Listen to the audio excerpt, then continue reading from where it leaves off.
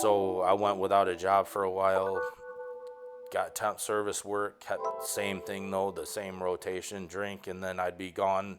I would have like a 2 week bender, come out of it DTing and sweating, shakes, everything. Finally, everything started getting backed up, like I wasn't paying rent and behind on everything. So I ended up getting evicted. Then I came to in the meantime, my great aunt had done some research and told me about Mel Trotter, Salvation Army, and Guiding Light.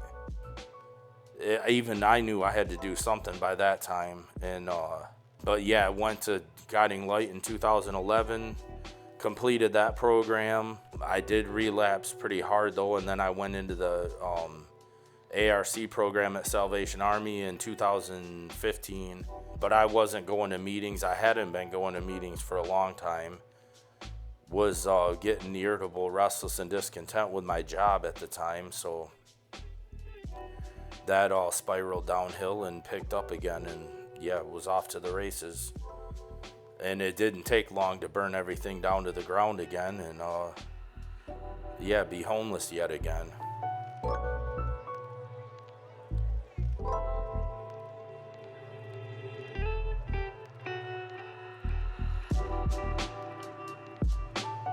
So I took a chance and came to Guiding Light, and yeah, I was sort of worried when I found out Brian Elvey was still the director of the program, because I'm like, he might not let me in. But by the grace of God, he did.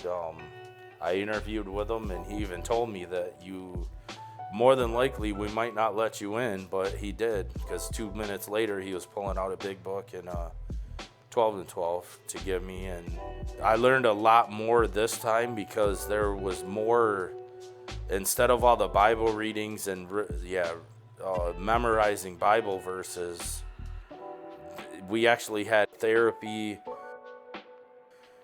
with our group therapy, the one-on-one therapy, then we have the spiritual advisor plus meeting with our life coach every week. That helped shed some of the stuff that I was holding on to. Like my son, that I carried around a lot. It saved my life again. Because if I wouldn't have came in 2011, I don't know where I'd be. I would have ended up probably under the bridge.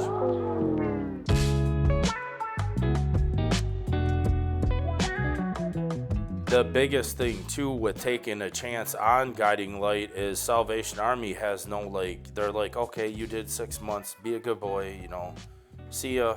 You can stay there and work, whatever, but that's not I knew they had Iron House by that time. They didn't have it in 2011. And that was a big thing too. It was man, that's nice because you've got that support after the fact, especially when you're still pretty newly sober, till you at least get a year or more under your belt where you can handle life. And I knew I needed something more extreme too than just going through the program and being done, because it obviously didn't work the times before. So something had to be different.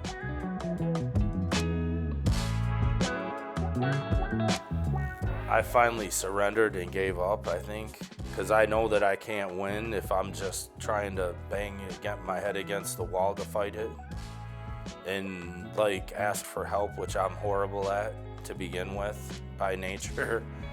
A lot of us are, I think. That's what keeps us in our addiction, I think, longer than we should. Thank you very much for the chance to rebuild my life and basically save my life. Without it, it wouldn't have been possible.